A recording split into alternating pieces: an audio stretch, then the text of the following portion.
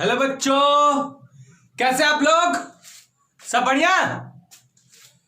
तो 2 दिन से क्लास नहीं लिए हैं, तो अब हम लोग क्या करेंगे, आज क्लास करेंगे। थोड़ा सा प्रॉब्लम था, तो 2 दिन क्लास को डिसकंटिन्यू किए थे। आज से फिर क्लास को रेज्यूम करेंगे। तो आज एक नया दिन और एक नया टॉपिक पढ़ेंगे, है ना? तो आज का जो क्लास होने वाला है, इसमें हम एक बहुत ही अच्छा टॉपिक पढ़ेंगे। एनसीईआरटी में क्वेश्चन नंबर 8 इसी टॉपिक के ऊपर बनेगा, जो कि हम अभी के अभी उस क्वेश्चन को करेंगे। तो घबराइए मत। क्लास नंबर 33 को देखिए। 32 देख लिया होगा सर। अब class number 33 which will be more important, because numerical पूछता है। न्यूमेरिकल अच्छा इसमें पूछेगा, ठीक है ना? तो चलिए करेंगे क्लास 33 33 क्लास नंबर 33 एंड और वही बच्चा देखेगा जिसका मीडियम होगा हिंदी मीडियम, जो हिंदी बोलता है, हिंदी पढ़ता है। तो हिंदी मीडियम बच्चों के लिए ये टॉपिक है। तो बैठ जाइए आराम से और टॉपिक को एंजॉय कीजिए। टॉपिक को एंजॉय करिए फुल, जितना कर सकते हैं फुल एंजॉय के साथ, है ना? तो चलिए स्टार्ट कर दें। ला दिए सब, दिमाग आ गया? चलिए, दिमाग जब ला ही दिए तो आ जाइए क्लास में। तो चैप्टर नंबर 1 हम लोग पढ़ रहे हैं, विद्युत आवेश तथा क्षेत्र। विद्युत आवेश तथा क्षेत्र, और टॉपिक का नाम है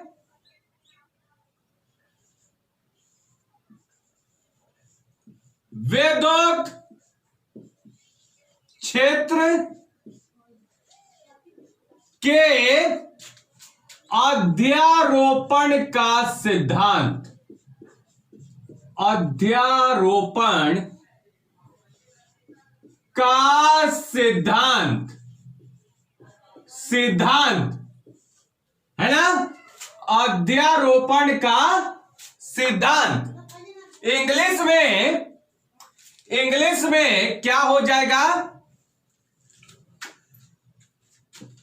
superposition principle of electric field. बहुत बच्चा बोला इंग्लिश तो लिखिए सर, तो हम इंग्लिश लिख देते हैं। सुपर पोजिशन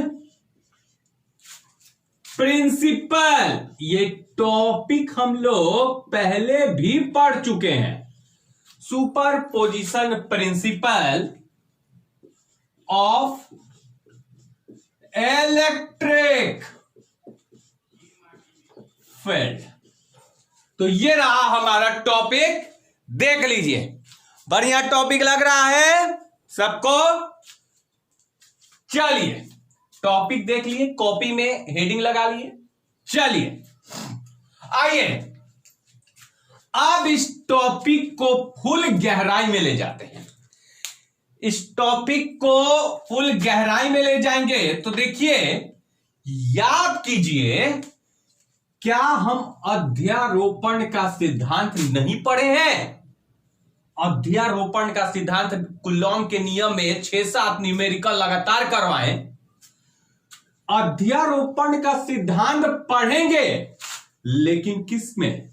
इससे पहले हम पढ़े थे विद्युत बल का विद्युत बल के अध्यारोपण का सिद्धांत पढ़े थे। आज हम लोग पढ़ेंगे विद्युत क्षेत्र के अध्यारोपण का सिद्धांत।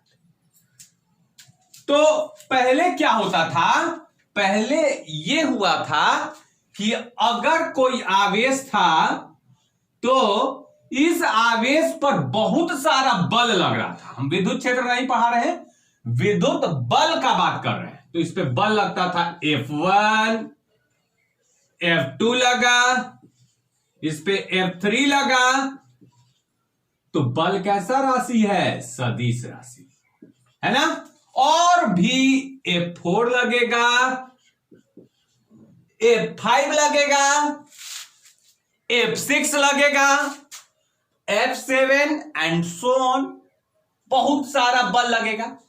तो अगर पूछा जाए कि इस आवेश पर कुल परिणामी बल कितना लगा, तो आप क्या बोलिएगा, इस पे कुल परिणामी बल F नेट बराबर हुआ था, इन सब का हम लोग क्या कर देते थे, सदिश योग कर देते थे। तो F नेट निकालने का तरीका क्या था, F1 plus F2 plus F3, ऐसे सबको जोड़ देंगे, F3 प्लस F4। तो ये हम लोग पढ़ चुके हैं, बहुत सारा न्यूमेरिकल भी किए इस पे। आज हम लोग पढ़ेंगे बल नहीं, विद्युत क्षेत्र। आज जो टॉपिक है वो टोटली रिप्लेस कर गया है, बल को हटा के क्षेत्र आ गया है, बाकी सब कुछ सेम। चलिए इस टॉपिक को अब समझते हैं, पीछे वाला बता दिए, इस टॉपिक को समझिएगा, ध्यान से समझिएगा। विद्युत क्षेत्र के अध्यारोपण का सिद्धांत। तो देखिएगा इसमें क्या होगा, इसमें हम लोग क्या करेंगे, मान लेते हैं कोई आवेश है, ठीक है, आवेश है। अब तो पूरा बच्चा, पूरा संसार, ब्रह्मांड, पूरा दुनिया जानता है कि क्यों जो आवेश है अपने चारों ओर क्या उत्पन्न करता है, विद्युत क्षेत्र। तो विद्युत क्षेत्र उत्पन्न कौन करता है, आवेश। अगर पूछा जाए कि क्यू से, इस आवेश से r दूरी पर कोई बिंदु है, इस बिंदु पर विद्युत क्षेत्र कितना होगा, तो आप फॉर्मूला क्या लिखे थे, E बराबर के क्यू बाई आर स्क्वायर, के क्यू बाई आर स्क्वायर। मतलब इस आवेश के कारण बिंदु P पर जो विद्युत क्षेत्र होता था वो होता था के क्यू बाई आर स्क्वायर। इस पे न्यूमेरिकल दिए थे, होमवर्क किया था बहुत बच्चा।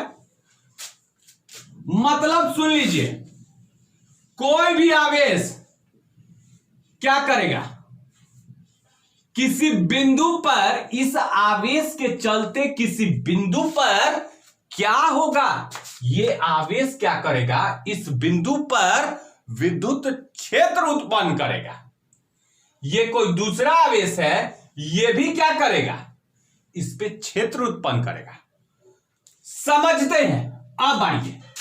तो एक तो दिमाग में बैठ गया कि जितना भी आवेश है दुनिया में, जितना भी आवेश है, ये आवेश है, ये आवेश है, ये आवेश है, Q4 आवेश है, Q5 आवेश है, Q10 आवेश है, Q लाख आवेश है, Q50 आवेश है, ये सब के सब,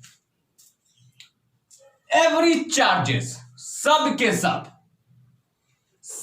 क्या उत्पन्न करेगा, विद्युत क्षेत्र। सब किसी ना किसी बिंदु पे क्या उत्पन्न करता है, विद्युत क्षेत्र उत्पन्न करता है। सब के सब, दुनिया में जितना आवेश है, दुनिया में जितना आवेश है, सब के सब विद्युत क्षेत्र उत्पन्न करता है। यह बात क्लियर हुआ।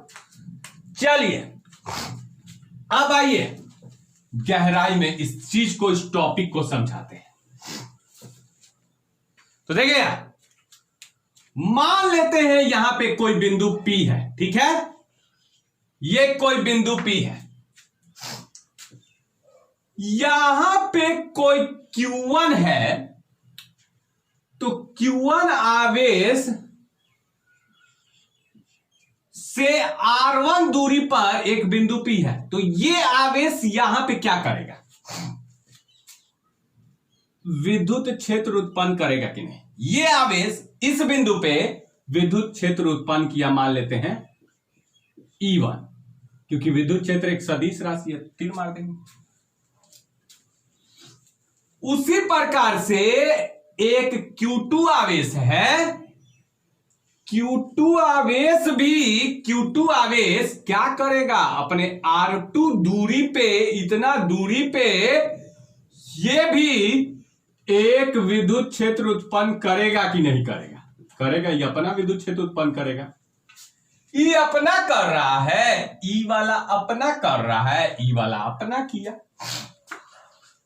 उसी प्रकार से Q3 है, Q3 भी क्या करेगा? अपना विद्युत क्षेत्र उत्पन्न किया। उसी प्रकार से बहुत सारा आवेश है, मान लेते हैं Qn आवेश है, बहुत सारा है तो Qn कह लेते हैं। Qn आवेश है जिसका दूरी Rn है, इसका कितना था? R3 था। Qn आवेश है, तो ये भी Qn आवेश इस बिंदु पर अपना विद्युत क्षेत्र उत्पन्न करेगा। बोलिए, En हो गया। तो ये जितना भी आवेश है, ये भी विद्युत क्षेत्र उत्पन्न किया E1। ये आवेश इस बिंदु पर विद्युत क्षेत्र उत्पन्न किया। बोलिए, E2। ये आवेश Q3 जो है, ये भी इस बिंदु P पर विद्युत क्षेत्र उत्पन्न किया E3। उसी प्रकार से Qn क्या है? इस बिंदु पर विद्युत क्षेत्र उत्पन्न किया En। मतलब एक बिंदु पे बहुते विद्युत क्षेत्र है। अच्छा, ये तो बल में भी हुआ था कि एक ही बिंदु पे बहुत सारा बल काम करने लग रहा है। अब ना समझे, जब अध्यारोपण का बात होता है ना, तो एक बिंदु पे बहुत चीज काम करने लगता है। बहुत बल काम करने लगेगा, बहुत विद्युत क्षेत्र काम करने लगेगा, वेग अगर काम करने लगेगा। तो अध्यारोपण मतलब समझिए कि एक बिंदु पे देखिए कितना यहां पे काम कर रहा है, 4 5 6 7। अगर ऐसा सिचुएशन है तो नाम आता है अध्यारोपण।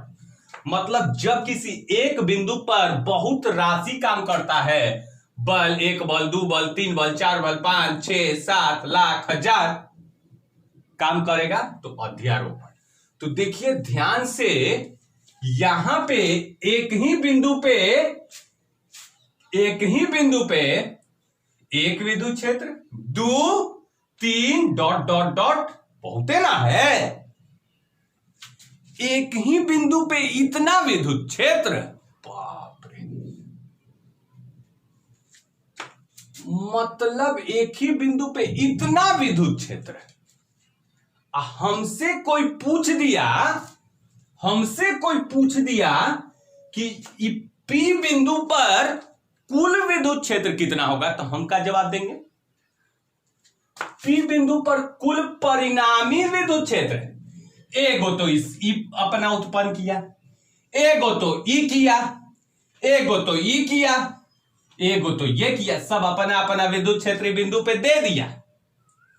अब कोई पब्लिक पूछेगा हमसे कि बिंदु P पर कुल परिणामी विद्युत क्षेत्र कितना होगा, कुल विद्युत क्षेत्र कितना होगा, तो यही बताया जाता है अध्यारोपण के सिद्धांत में। किसका अध्यारोपण हम पढ़ रहे हैं? विद्युत क्षेत्र। विद्युत क्षेत्र को ई से सूचित करते हैं, मालूम होगा। एक सदिश राशि है, ये सब पता है। चलिए, तो हम किसका अध्यारोपण हो रहा है? विद्युत क्षेत्र का अध्यारोपण। मतलब एक ही बिंदु पे बहुत सारा ये है, किसका? विद्युत क्षेत्र का। तो अध्यारोपण के सिद्धांत में एक दिमाग में बैठा लीजिए कि किसी बिंदु पर देखिए कितना विद्युत क्षेत्र काम करने लगा, तो इसको कहेंगे विद्युत क्षेत्र का अध्यारोपण हुआ है। तो अगर आपसे पूछे कि पी बिंदु पर, इस पी बिंदु पर कुल विद्युत क्षेत्र कितना हो जाएगा, कुछ मत कीजिएगा। पी बिंदु पे कुल जो विद्युत क्षेत्र होगा वो निकालने का तरीका इन सब का, इसका सबका सदिश योग कर दीजिए।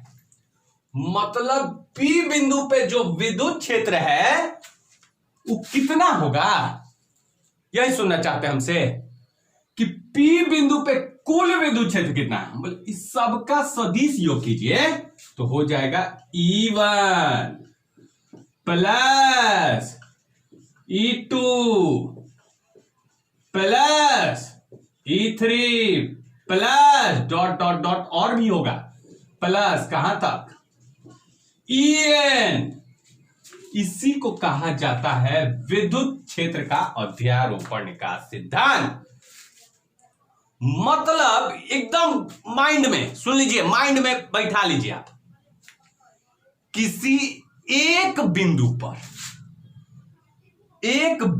पर बहुत सारा विद्युत क्षेत्र काम करेगा, बहुत ज्यादा number of electric field is acting at that point, so many electric field is acting, बहुत सारा विद्युत क्षेत्र काम करेगा इस बिंदु पी पर। तो अगर आपसे पूछेगा कि इस बिंदु पी पर कुल विद्युत क्षेत्र कितना होगा इस बिंदु पर, क्या कीजिएगा, इन सब का सदिश योग कर दीजिए, इन सब का सदिश योग कर देंगे। तो जब इन सब का सदिश योग कर देंगे तो इस बिंदु P पर हमको मिल जाएगा विद्युत क्षेत्र, कुल परिणामी विद्युत क्षेत्र मिल जाएगा। तो चलिए अध्यारोपण के सिद्धांत में क्या बोला गया तो सुन लीजिए। अध्यारोपण के सिद्धांत के अनुसार, अध्यारोपण के सिद्धांत के अनुसार किसका अध्यारोपण हो रहा है, विद्युत क्षेत्र का। तो कैसे बोलेंगे, विद्युत क्षेत्र के अध्यारोपण के सिद्धांत के अनुसार किसी बिंदु पर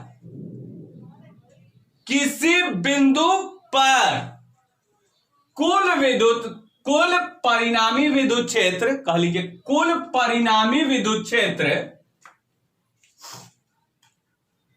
अनेक विद्युत क्षेत्र के सदिश योग के बराबर होता है। मतलब इस पे कुल परिणामी जो विद्युत क्षेत्र होगा वो अनेक विद्युत क्षेत्र, अनेक एक दो को बहुत सारा है, तो अनेक विद्युत क्षेत्र के सदिश योग के बराबर होगा। समझ में आया। मतलब इस पे कुल विद्युत क्षेत्र कितना होगा, कुल परिणामी विद्युत क्षेत्र कितना होगा, इन सब का सदिश योग कर देंगे। तो क्या बोले, इसमें इस सिद्धांत के अनुसार किसी बिंदु पर कुल परिणामी विद्युत क्षेत्र अनेक विद्युत क्षेत्र के सदिश योग के बराबर होता है। तो लिखते जाए, इसको यही लिखना है, फिर फोटो बना देंगे, फिर न्यूमेरिकल एगो कर देंगे, बस बच्चा से एकदम खुशी हो जाएगा, एकदम पूरा डांस कर लगेगा, है ना। चलिए तो ध्यान से देखिएगा, करते हैं, इसको लिखते हैं। तो देखिए आप, इस सिद्धांत के अनुसार, किस सिद्धांत, विद्युत क्षेत्र के अध्यारोपण का सिद्धांत, ठीक है। इस सिद्धांत के अनुसार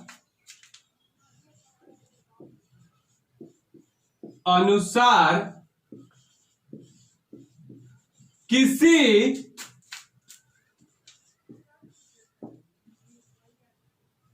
बिंदु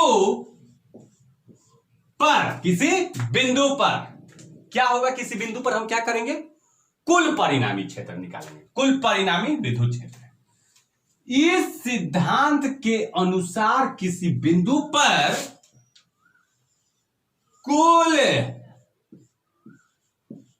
परिणामी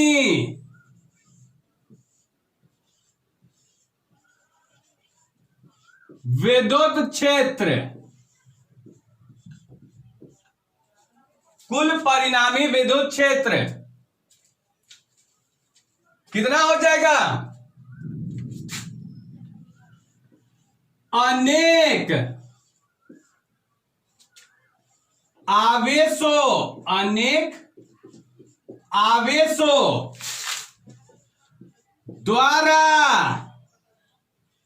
उत्पन्न, अनेक आवेश क्या उत्पन्न करेगा, अनेक आवेश विद्युत क्षेत्र उत्पन्न करेगा। तो अनेक आवेशों द्वारा उत्पन्न विद्युत क्षेत्र,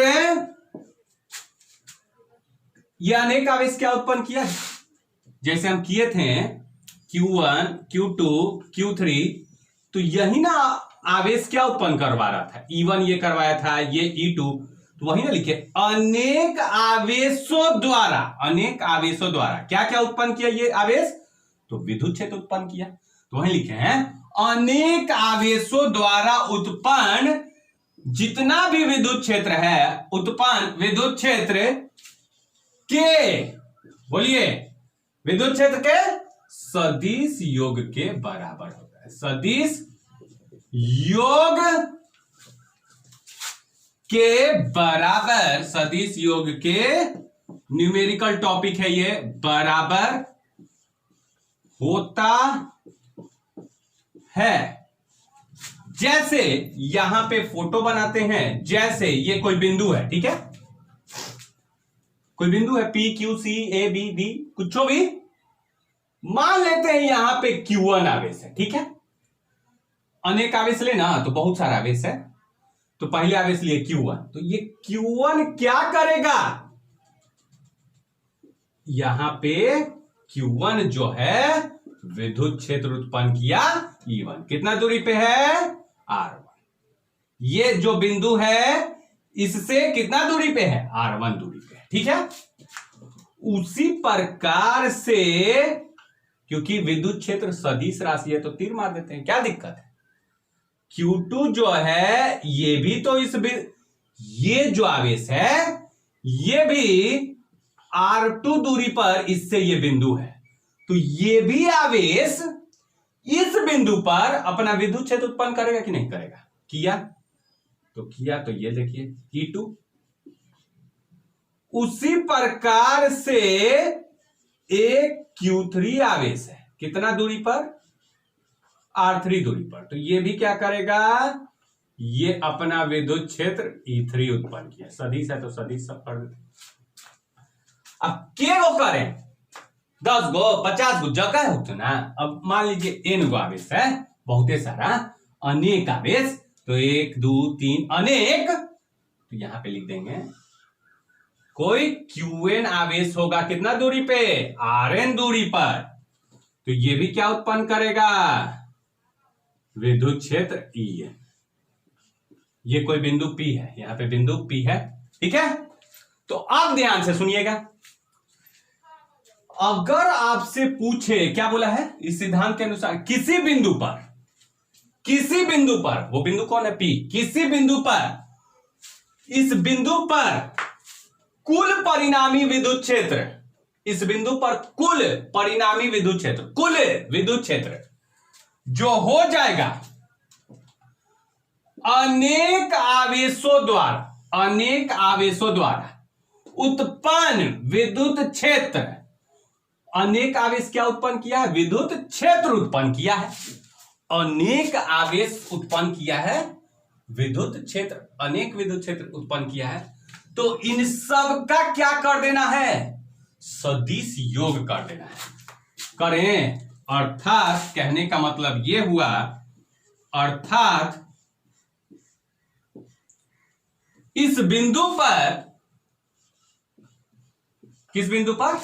पी बिंदु पर जो कुल विद्युत क्षेत्र हो जाएगा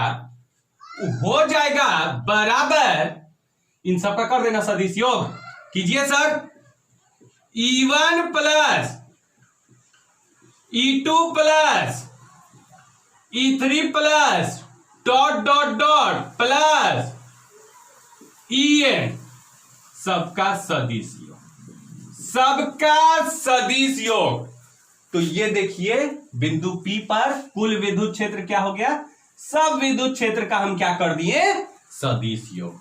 तो इसी को कहा जाता है विद्युत क्षेत्र के अध्यारोपण का सिद्धांत, है ना? तो इसको उतार लीजिए, ठीक है? इसको उतार लेंगे।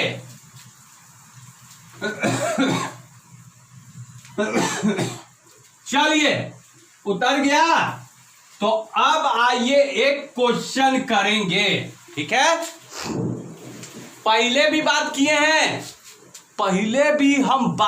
हैं किस पे? बल पे। कैसे? कि मान लेते हैं अगर किसी बिंदु पर अगर एक बल है F1 और एक बल है F2 और दोनों एक ही दिशा में काम करता है, तो आप परिणामी बल कैसे निकालते थे? F नेट बराबर F1 प्लस F2, है ना? एकदम सेम टू सेम, एकदम घबराइए नहीं, सेम टू सेम। चलिए, तो देखिए यहां पे भी क्या होगा। इस बिंदु पर अगर एक विद्युत क्षेत्र इधर है, ठीक है, और दूसरा भी विद्युत क्षेत्र इधर है, अब बोलेगा इस बिंदु पर परिणामी क्या होगा? कुल परिणामी विद्युत क्षेत्र क्या होगा? तो परिणामी विद्युत क्षेत्र हो जाएगा E1 प्लस E2। समझ में आया?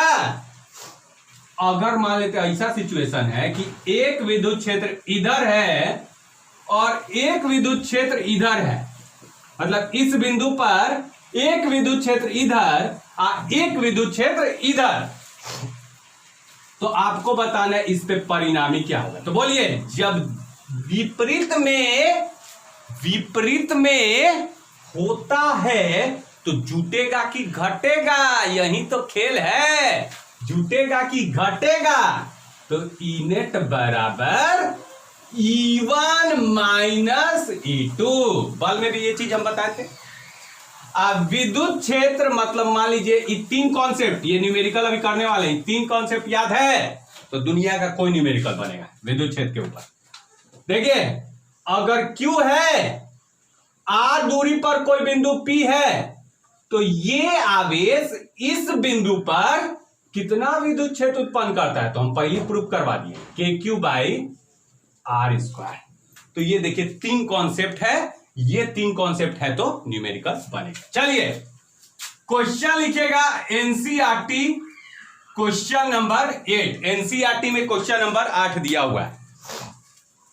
तो क्या दिया हुआ है ध्यान से सुनिएगा, इसको मिटाते हैं, लिखते हैं।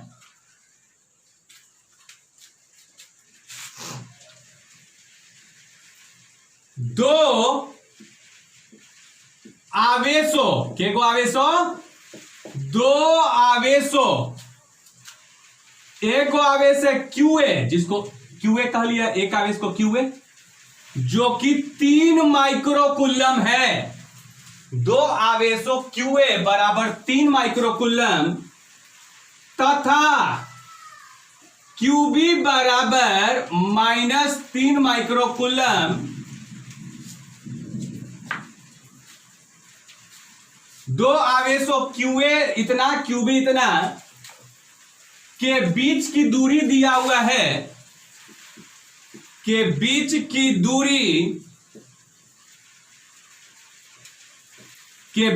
दूरी 20 सेंटीमीटर है, 20 सेंटीमीटर है, ठीक है। और दोनों आवेश के बीच में माध्यम क्या है? माध्यम मतलब दोनों आवेश निर्वात में है, ये क्वेश्चन में लिखा हुआ है, निर्वात में है, ठीक है। निर्वात मतलब समझ गया ना, के का मान कितना लीजिएगा? 9 × 10⁻⁹। ये सब तो सर बच्चे में जानते थे, पैदा लिए थे तभी जान गए थे। बहुत बढ़िया। चलिए, तो दो आवेशों इतना है। लड़का सब लिया पेन बनाना स्टार्ट। अरे अभी कंप्लीट कहां हुआ है जी, अभी तो क्वेश्चन स्टार्ट हुआ है। अब इसमें दो क्वेश्चन पूछा है। पहला क्वेश्चन पूछा है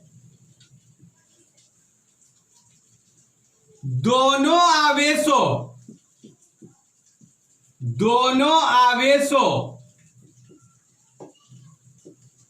को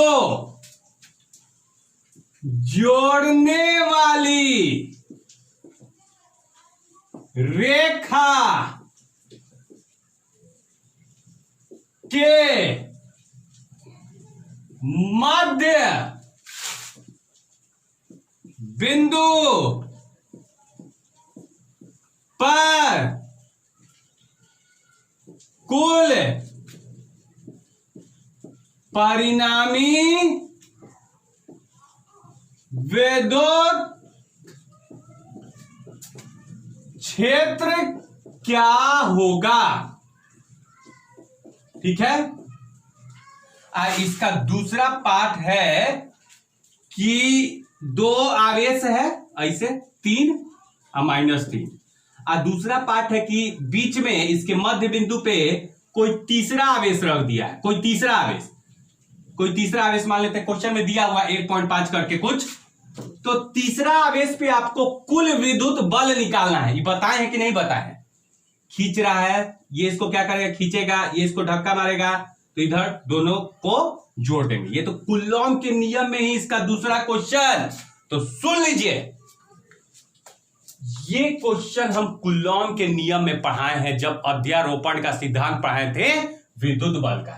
बस अंतर क्या है, डेटा चेंज कर गया है। हम दिए थे -248 या 248, इसमें दिया है 3 -3, और यहां पे 1.5 गुना 10 के पावर -6 कुछ दिया हुआ है। तो आपको इस पे कुल बल निकालना, तो ये हम करवा दिए हैं क्वेश्चन। दूसरा नंबर आपको घर पे करना है, डेटा बस चेंज है, उसका नंबर चेंज है, बाकी सब कुछ है। तो ये हमको क्वेश्चन करना है, हमको क्या निकालना है, कुल परिणामी विद्युत क्षेत्र कितना होगा। तो देख लीजिए क्वेश्चन, हमको तो याद हो गया, बचपन से यही पढ़ते आ रहे, नर्सरी में पैदा लिए तो यही सब एकदम पढ़ पढ़ के एकदम बड़ा हो गया। तो ध्यान से सुनिएगा, याद है क्वेश्चन, आप देख लीजिए, कॉपी में नोट कर लीजिए। ठीक है, क्वेश्चन नंबर 8 है। अब आइए देखा जाए इसका हल, सॉल्यूशन। चलिए, बनाते हैं, बहुत प्यारा सा, एकदम मजा आ जाता है जी ऐसे। ठीक है, तो एक ए बिंदु पर आवेश दिया है 3 माइक्रोकूलम, अब बी बिंदु पर जो आवेश दिया हुआ है वो -3 माइक्रोकूलम बी बिंदु पर। तो बोला है कि इन दूरी भी बता दीजिए, इन दोनों के बीच का दूरी है 20 सेंटीमीटर। इन दोनों आवेशों को जो रेखा जोड़ रहा है उसके मध्य बिंदु पर कोई बिंदु है P, ये मध्य बिंदु कोई P है। इसी बिंदु पे आपको कुल परिणामी विद्युत क्षेत्र चाहिए। इसी बिंदु पे कुल विद्युत क्षेत्र कितना होगा, इस बिंदु पे। चलिए फीलिंग दिलवाते हैं एकदम, आइए न्यूमेरिकल फीलिंग दिलवा देते हैं, दिलवा दे फीलिंग। आइए ध्यान से देखिए, मध्य बिंदु है, मध्य बिंदु माने एकदम मिडिल पे रखा है। अगर ये 20 है तो ये कितना हो जाएगा सर, मिडिल माने आधा ना, हम बोले हाँ 10 सेंटीमीटर, बहुत बढ़िया। ये कितना 10 सेंटीमीटर, क्लियर। अब एक बात याद कीजिए, अगर कोई प्लस क्यू आवेश है तो उससे विद्युत क्षेत्र हमेशा कहां निकलता है, बाहर। भुलाइएगा ये चीज, बोले थे ना, दिमाग में हटा लीजिए। अगर प्लस है तो विद्युत क्षेत्र इससे बाहर निकलता है, बाहर। लेकिन अगर माइनस क्यू आवेश है तो विद्युत क्षेत्र इसमें प्रवेश करता है, मतलब अंदर जाता है।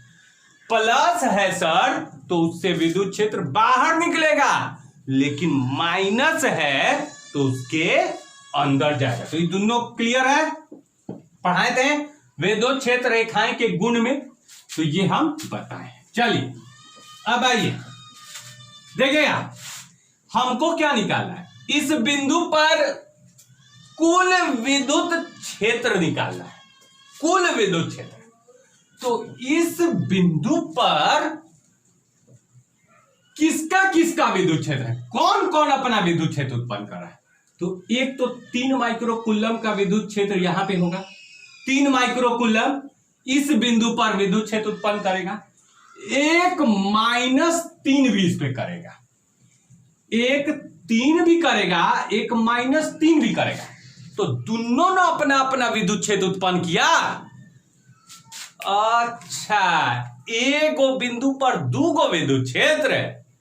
अब ये ना बोले हैं सदिश योग, बहुते लड़का सब समझदार हो गया। बिंदु P पर के को विद्युत क्षेत्र, एक इसके चलते एक इसके चलते, ठीक है।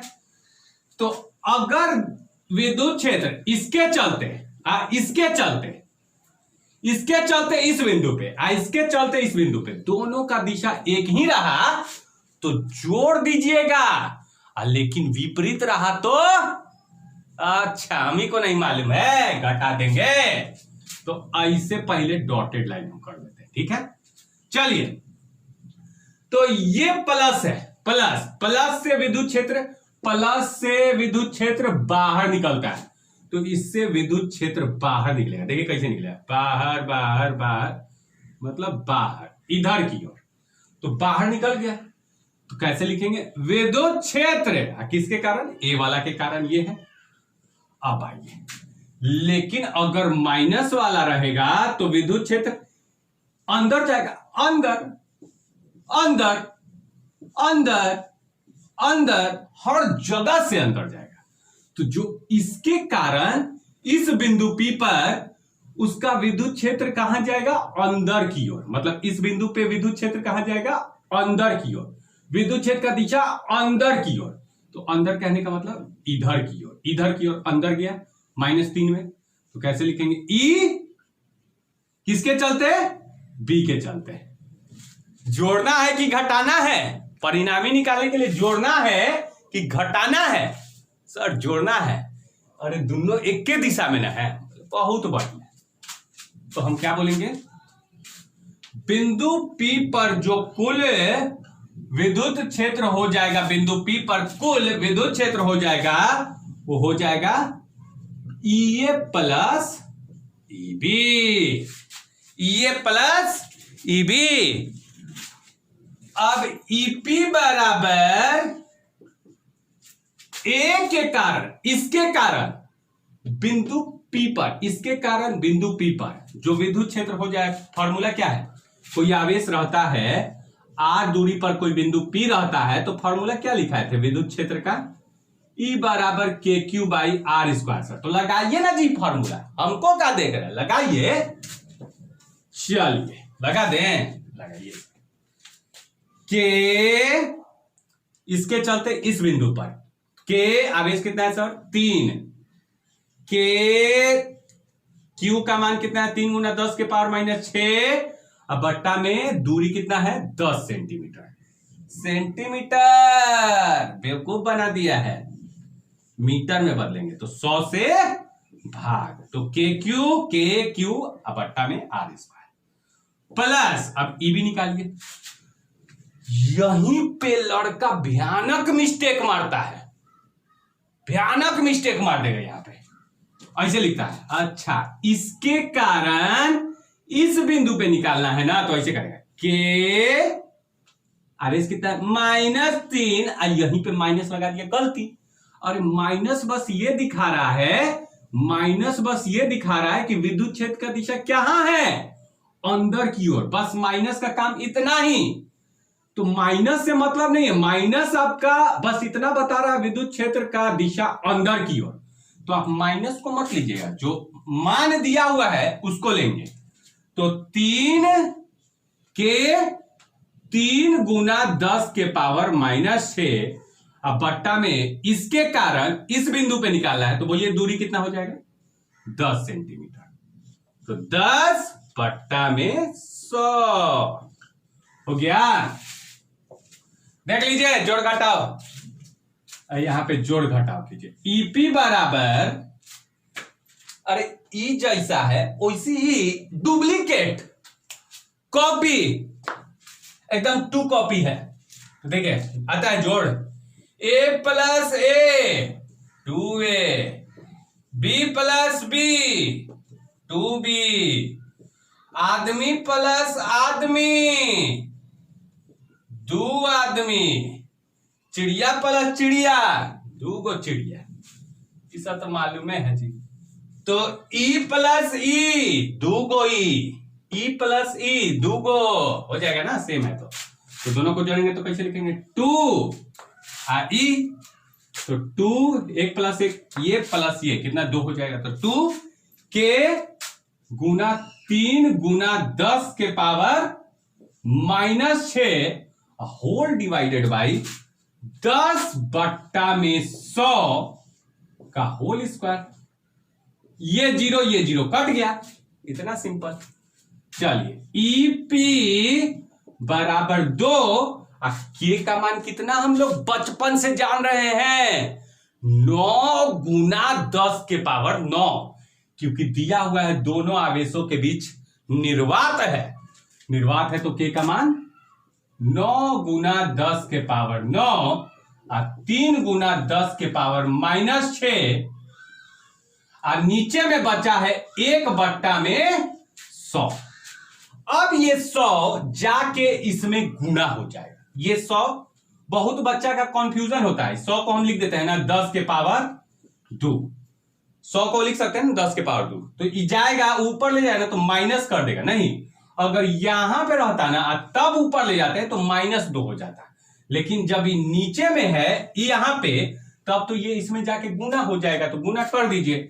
तो ईपी बराबर ना 2 गुना 3 6 और 6 गुना 9 54 54 और 10 के पावर 9 और 10 के पावर -6 कितना हो जाएगा? 10 के पावर 3 और गुना ये ऊपर जाएगा तो 10 के पावर 2। तो टोटल ईपी कितना आया विद्युत क्षेत्र बिंदु पी पर? 54 गुना 10 के पावर 5।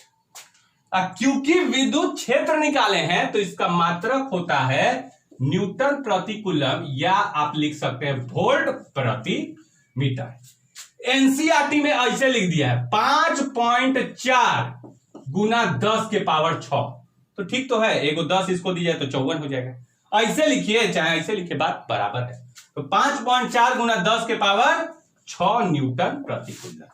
तो ये हमारा एनसीईआरटी का सॉल्यूशन है, क्वेश्चन नंबर 8वां। कैसा लगा क्वेश्चन? 1 नंबर। एनसीईआरटी का एक एक क्वेश्चन एक ही दिन में 2 घंटा में करवाएंगे, 3 घंटा में करवाएंगे, लेकिन करवाएंगे। और 4-5 दिन बचा हुआ है, कर लीजिए आराम से। तो आज के लिए इतना ही, ठीक है? तब तक पढ़ते रहिए। Hope you are doing well, ठीक है? तब तक के लिए bye bye, thank you and take care.